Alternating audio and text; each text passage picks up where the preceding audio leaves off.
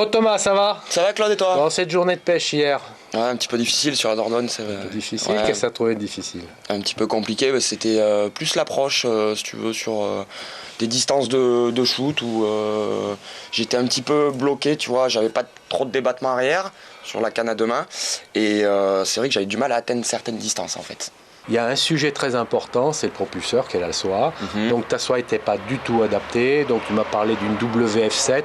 Pour moi, je ne sais plus ce que ça veut dire WF7 aujourd'hui, puisqu'on va en parler, je bricole moi-même mes fuseaux, ne trouvant rien dans le commerce. Okay. Et je pense qu'on va te fabriquer un fuseau qui va très très bien sur cette canne.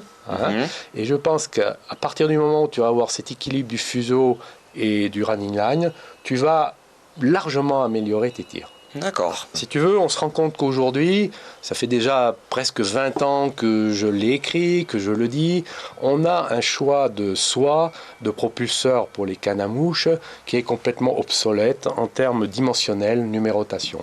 On a une numérotation qui doit dater d'un demi-siècle, qui était adaptée aux cannes en bois, aux cannes en green art.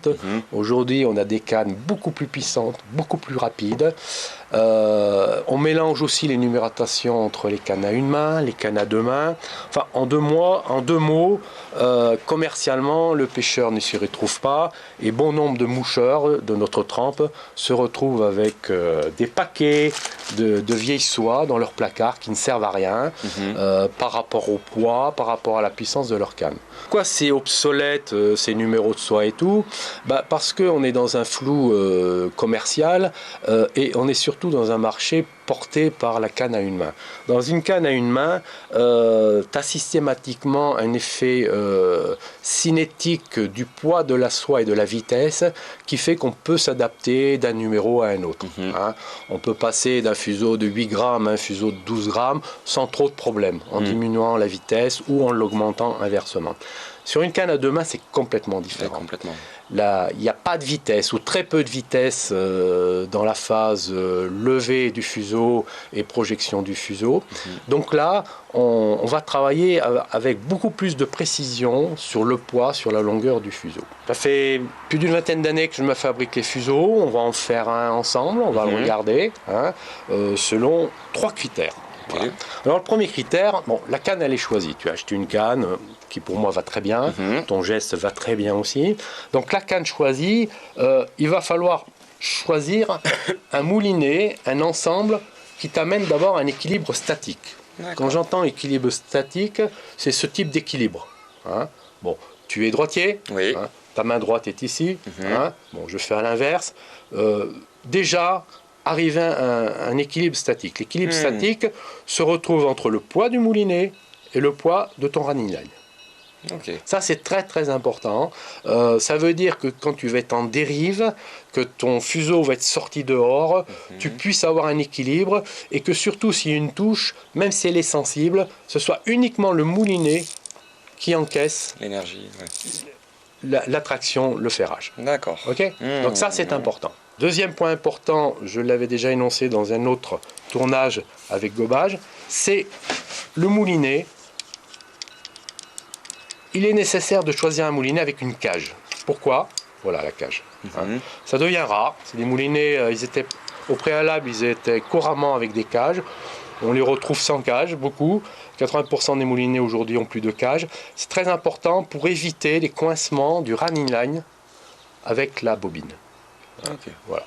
Qu'est-ce que c'est que le running line? Alors le running line, en bon français, c'est la partie courante. C'est la partie qui va te permettre de shooter, d'aller le plus loin possible.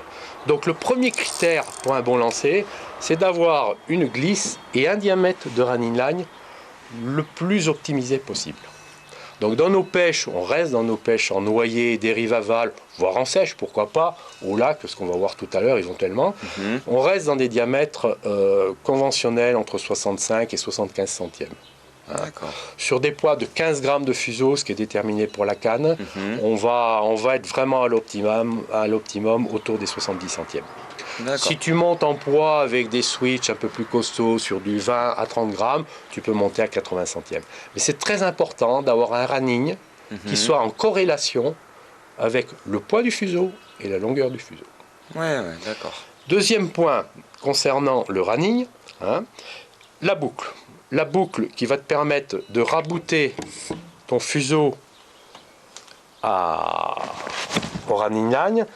Moi, je préfère les grandes boucles sur ces pêches fines. Pourquoi? Alors, ces grandes boucles ont un avantage. Regarde, tu vas t'en rendre compte tout de suite. Je choisis le premier shooting que j'ai dans mon portefeuille. Hein. Voilà la boucle de jonction. Tout simplement, c'est que la jonction se fait très rapidement. Toc, voilà. D'accord. Ma jonction est faite. Effectivement. Okay. Oui. Hein. Ok. Par contre, je te le dis, si tu attaques des très gros poissons, ce que je te souhaite, par exemple des saumons, des poissons au-delà de 5 kg qui se défendent avec beaucoup d'eau, je préfère une petite boucle, où tu n'as pas cet avantage de jonction, qui est moins rapide, mais qui passera beaucoup plus facilement dans les anneaux. D'accord. Okay. Sur le combat du poisson. Voilà, sur le combat du poisson, parce que qu'est-ce qui va se passer avec une grande boucle? C'est que tu vas avoir un premier passage dans l'anneau de tête quand tu vas ramener ton poisson qui va être délicat. Il y a toujours une jonction, quelle qu'elle soit, bien ou mal faite, et une deuxième avec ici. Alors que quand elle est plus petite, ça passe tout ensemble. D'accord, ok. Voilà. On va rentrer un peu plus dans le détail du running. Bon, outre le diamètre, la glisse, il y a aussi, j'en avais parlé déjà dans un tournage, de regarder un petit peu les distances. Quand tu descends un grand courant comme on a fait hier, moi je dis que c'est important de balayer ce courant d'une façon optimum et toujours à peu près à la même longueur. Hein. Alors moi ce que je fais, à la longueur de 15 mètres, je marque avec tout simplement un feutre, je marque la distance de 15 mètres. On peut mettre 20 mètres, on peut mettre ce qu'on veut. Hein. C'est un repère visuel. Quoi. Voilà, c'est un repère visuel qui, même si tu n'arrives pas à sortir tes 15 mètres de running, parce que 15 mètres de running plus le shooting, tu es tout de suite à 25, 26, 27, 28 mètres. C'est déjà beaucoup. Mais je sais que quand je suis là, je suis à 15 mètres dehors. 15 mètres de running. De running, plus le fuseau, plus ce qui sort en bas de ligne, on est de l'ordre de 28 mètres. D'accord. Les courants qu'on a pêchés hier, surtout le premier courant, tu peux te régler à 25 mètres et tu descends 25 mètres. Tu balayes convenablement. Et là, tu vas faire une grande surface de prospection. D'accord. Tu es bien d'accord, dans le commerce, je pense que tu n'as jamais vu un marquage de la sorte et tu n'as surtout jamais vu un diamètre de la sorte. Non.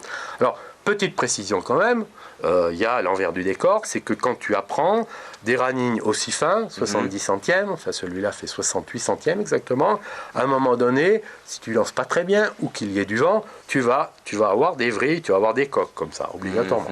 Bon, ça, avec l'expérience, ça va diminuer. C'est l'inconvénient d'un running à faible diamètre. En fait. C'est l'inconvénient du running à faible diamètre.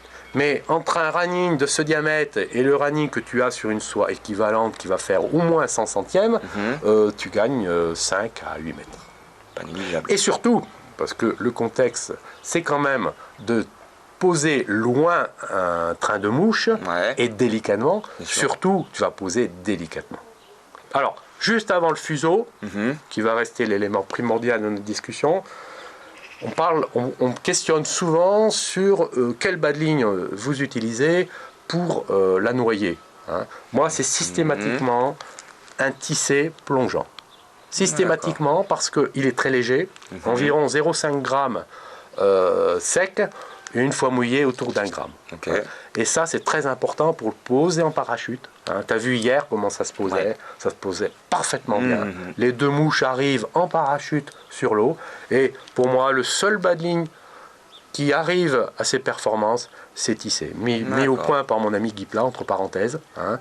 J'ai eu la chance d'avoir les premiers prototypes il y a fort longtemps. On a 3,50 m au total de canne. Tu fais 1,80 m avec ton bas de ligne tissé.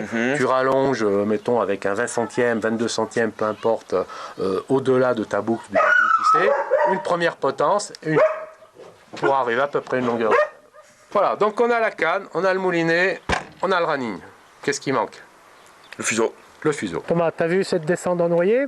Donc je pense que tu as vu d'abord sur la base de la technique noyer, tirer le plus travers possible, rentrer le moins possible dans l'eau. Hein. Même si on n'a pas touché de poisson, je pense qu'on a convenablement pêché ce courant. On va essayer un petit peu plus profond. Hein. Alors au niveau des fuseaux, donc là j'ai un fuseau 9,20 m, bas de ligne plongeant, ça va très bien, sans vent et tout. Si toutefois il y avait le vent qui se levait, j'ai des fuseaux bien sûr plus courts, mais je suis toujours à 15 grammes. C'est exactement ce qui est marqué sur la canne, 15 grammes. Ok. Je ne bouge pas de mes 15 grammes. Qu'est-ce qui t'a choqué? Qu'est-ce qui te questionne encore? Mais moi, c'est le souci que j'avais, moi, tu vois, en action de pêche tout à l'heure, là, quand on s'est rencontrés, c'était vraiment le souci de plier et que j'ai cette glissabilité au niveau de ma soie dans mes anneaux. Je pense que c'était mon problème. Bon, écoute, ma canne n'était pas bien moi, ce que je te propose, tu es libre demain. Oui, bien sûr. Bon, écoute, ce que je te propose, c'est que chez moi, je te fasse un shooting. D'abord, on va régler le problème du running line. Il faut un running line adéquat et marqué pour les conditions. Ouais. Et je vais te faire un shooting. Ok. En 10 minutes, je te fais un shooting qui correspond. Mais il fera obligatoirement 15 grammes. Il sera adapté à la canne. T'es d'accord? D'accord, mais super. Allez, à demain. Rendez-vous pris.